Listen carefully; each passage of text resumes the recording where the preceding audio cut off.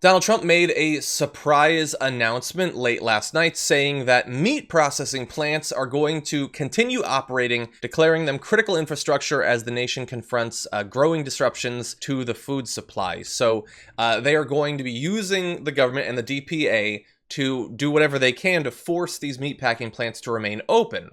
Potentially doing this because a number have shut down because they have been sort of epicenters for the spread of coronavirus. We've already had, let's see, as of when I made these graphics, 20 meatpacking and processing workers have died from coronavirus. At least 6,500 have been affected. Huge numbers for one industry. According to the United Food and Commercial Workers International Union, at least 22 plants processing meat from pork to chicken have closed at some point after clusters of employees tested positive for COVID-19. So he is going to be forcing them to stay open. They're shutting down because of the fear that their workers are being exposed. And I would assume, I'm not an inspector of pork, I would assume the fear is that some of the meat might be tainted as well. And so they're shutting down. Something that, by the way, have you been given the impression over the last few years that meat processing plant CEOs are quick to shut things down when there's fears about health concerns? That they just do it willy-nilly at the first sign of any danger? That has not been my impression, JR. But when they see anything in their processing or any of these, I guess I'm not sure what there's a term to call for these specific plants where they toss the baby chicks into the grinder and all that stuff. Those horrible videos that we've all seen. But when those happen and when there's a speck of any kind of germ or even dust, I mean they're on it and they clean it. They're not going to tolerate any kind of filth or disgusting conditions in their plants. We've seen that over and over and over and over again. So when something like this breaks out, whenever they let it happen, they know that it's a big problem. Mm-hmm. Sarcasm, by the way. Yeah. Well, you need to make clear, JR, what you're supposed to do is you're supposed to say it, see how people respond, and then a day later say it was sarcasm. But anyway, so he's been very hesitant, by the way, Donald Trump, to use the Defense Production Act. He doesn't want to get involved or whatever.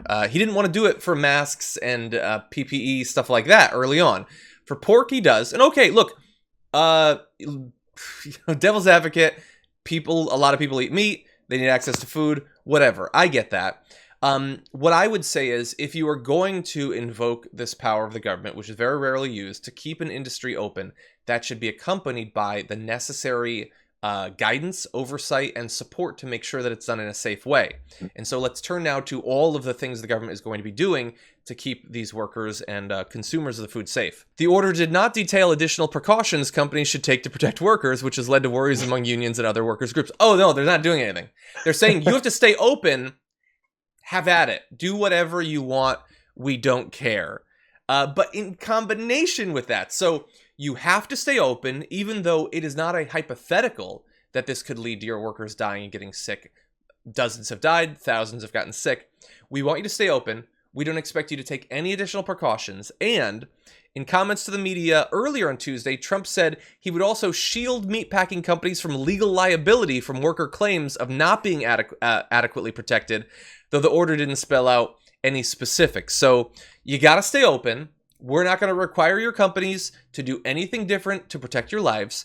And when you get sick and when you die, we are going to protect the company from any legal liability. And also when it comes to unemployment collections or requests due to all this going on, if the company decides to reopen and force you to come back into very unsafe, potentially lethal conditions, if you decide not to, that's a voluntary quit, and you're also no longer eligible for unemployment. Oh, we're going to get into those quotes in just a little bit, but isn't it interesting that this is the industry that he's choosing to make this move on? Like, I don't find it particularly surprising. I mean, we've been doing a lot of, like, we talk more about food production and regulations over than almost any other news show, but they've been like. We understand that they're incredibly deferential to the desires of the fossil fuel industry, pharma, and stuff like that. But really, like, food manufacturers, when they want something, they get it. And this is just another example of it. And the thing is, like, the protection from legal liability involving coronavirus, like, I have no doubt that that is going to expand at some point. They want to be protected from lawsuits in all cases. And if you set this precedent where something that we know is going to affect a lot of people, that they won't face any liability on it, why not blanket provide them with protection from other sorts of claims? The unions are seemingly terrified for good reason. I don't know why they're getting involved. I thought Republicans, conservatives in general, were against government getting involved with the day-to-day operations of a company. So, we slash regulations, eliminate them in many other cases because we'll just trust the companies to do the right thing. Hey, why are we being so burdensome on these employees? Why can't we just trust them to do the right thing? Hey, if they have a beef with their company, sorry for the pun, if they have any kind of a conflict over this situation, why are we trying to put in any kind of rules that will protect companies from these people? Hey, just let the free market be the free market.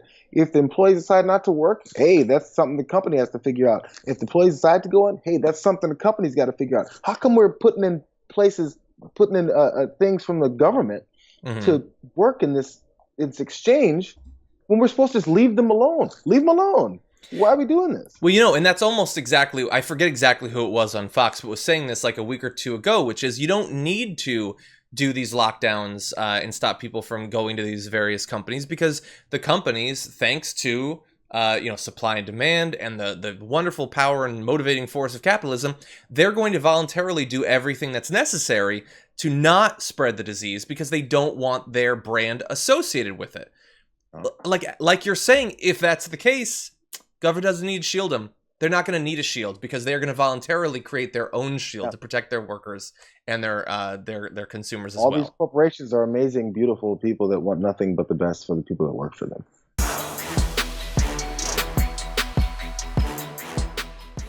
Check out the Damage Report podcast each day, wherever you get your podcasts, whether Pocket Casts or Stitcher or iTunes. You can join me as I give you the news and stories you want, with a range of co-hosts and interview guests jumping in on the fun each day. Again, that's the Damage Report, wherever you get your podcasts. And if you get them at iTunes, don't forget to rate and review. Sometimes I'll read them live on the show.